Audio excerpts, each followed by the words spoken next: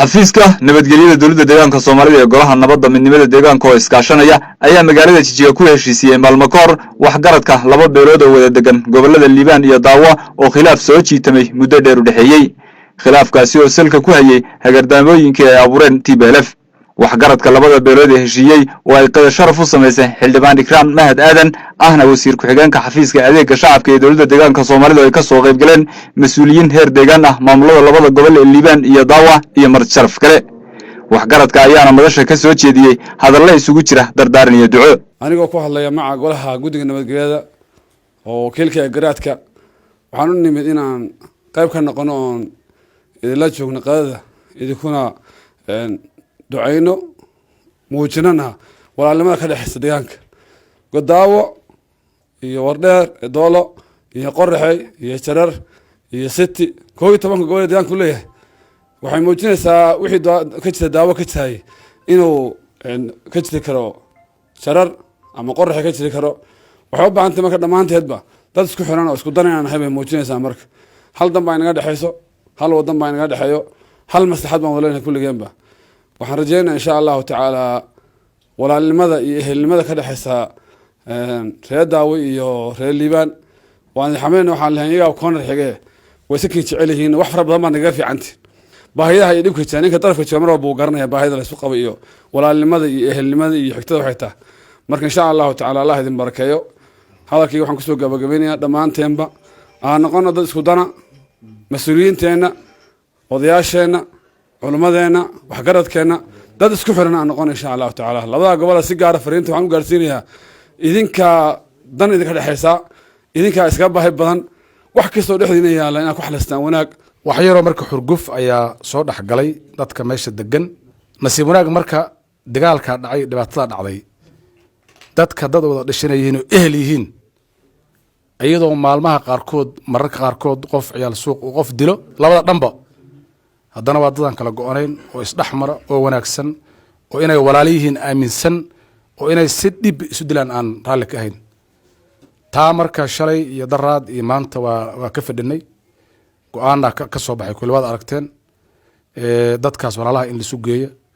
wixii dhexmar xurguf la dhameystira gacanta la soo mariyo maanta waxaa nasiib wanaag ah dhalinyaro ummadeen ka dhalatay oo wax baratay oo mutacalimiin ah ayaa xeer gobol xeer degmo xeer qabale ummadda hogaaminaysa ayadoo marka guushaasi nicmadaas ilaahayna siiyay haddii nicmadaas aan garan weyno oo maanta aan kala taaganay nasiib darro wey intii khilaafkaas bilaawanin kolley raggi kililka wuu ogyahaye kililka Soomaalida haddii dowladda la dhisay haddii la yimaado reer Liibaan meesha ay marayaan baa la mari jiray kulli dadkan oo dhan isku cod baan ahayn xildhibaan ahaan haddana waxaan rabnaa maadaama maanta aan isku nimid wixii Liibaan iyo Daawo oo jigjaga joogo waxay ku heshiyeen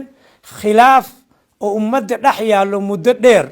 oo runtii dhibaato badan hore ka dhacday laakiin had dhibaato yareeyla hadda taagan tahay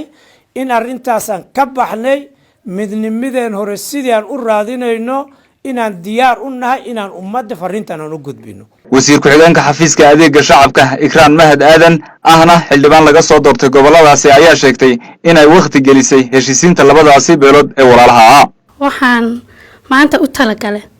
inaan isku yeero xaafadeedaan isku yeero qada aan u sameeyay heshiiska oo na dhaxmaro madmadowga dhaxdooda yaala inaan bixiyo taasaan u talagalay maadaama dadkan ay walaalo yihiin ana matalo labada gobolba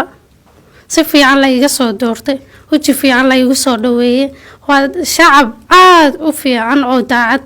baadigan 8 degmo aan soo maray marka xilbaa iga saaran oo dadkaas ana matala shacabkaas oo dhan maadaama aan matalo xilka isaaran bilowga waxaan u sameeyay inaan isku keeno mas'uuliyiinta iyo odayaasha inaan isku keeno oo heshiiska xagga dawladda way bilaabeen already hana fursad baan ka faa'iideysanay fursadan waan isku keenay waxaan ballan ka qaadaya inaan midnimadooda hoojiyo mar walba